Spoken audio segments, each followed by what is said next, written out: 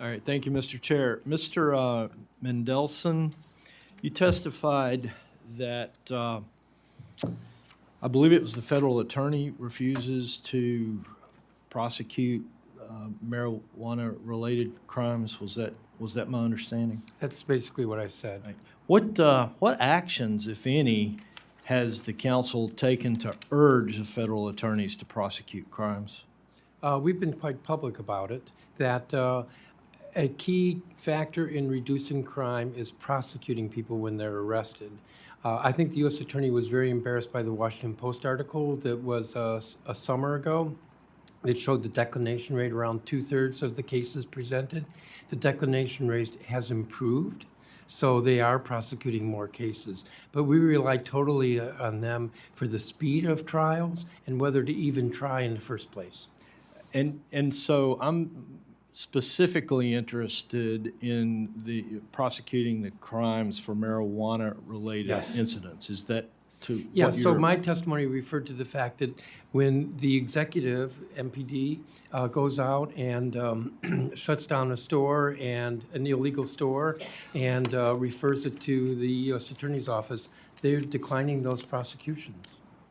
And so, again, can you be more specific in what calls you have made to the U.S. Attorney to prosecute those crimes? Discussed it mostly publicly. I think I've discussed it over the last couple of years privately with the U.S. Attorney. I mean, they don't come under us. And so we don't have the ability. You know how frustrating oversight can be, but we have no oversight authority over the U.S. Attorney. And so are you saying publicly right now that you had rather see the U.S. Attorney prosecute marijuana-related crimes? Yes. I was referring specifically to the stores, but yes, more broadly. When there's a major drug case, I think they prosecute. But we're talking about these, I call them pop-up stores that do this illegal gifting. They don't have a license. They're selling, in fact, they purport to be selling cannabis. Typically, it is laced with other drugs. It's actually dangerous to human health. And when they have been closed down, because we have started to close them down, there will be other drugs that are found. And it's a real problem, and they're just not getting prosecuted in the courts. Well, I appreciate your stance towards seeing more prosecutions in D.C. Thank you for that. Mr. Lee, in your testimony, you mentioned that slow revenue growth requires elected officials to reduce growth in spending, increase taxes, or encourage new economic development pathways to expand the tax base. Which of these three avenues have you recommended to the D.C. leadership, and have they taken any of those recommendations? I think I used the word "and." It takes all three to address slower revenue growth.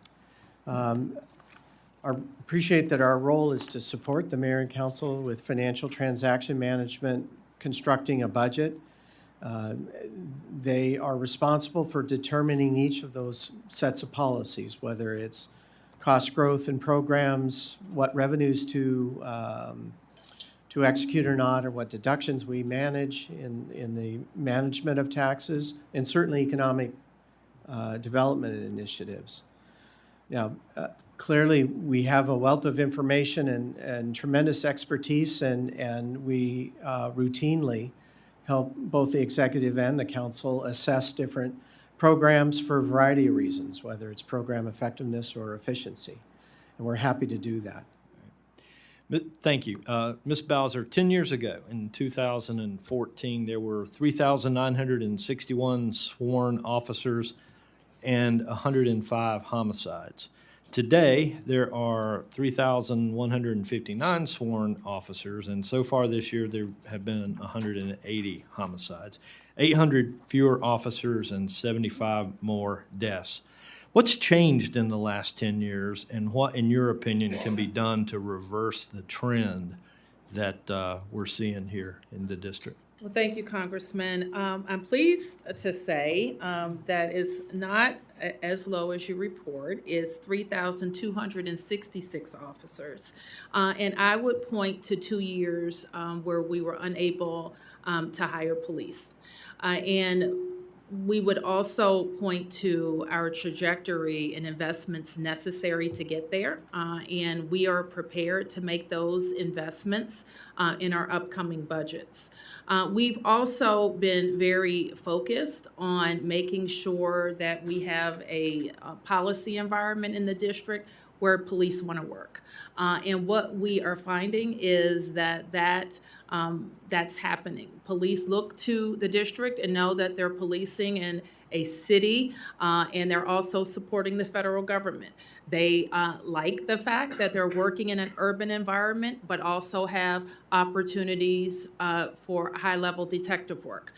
So we think that we have made the policy changes, the investments in recruiting, the competitive salaries to attract officers. All right.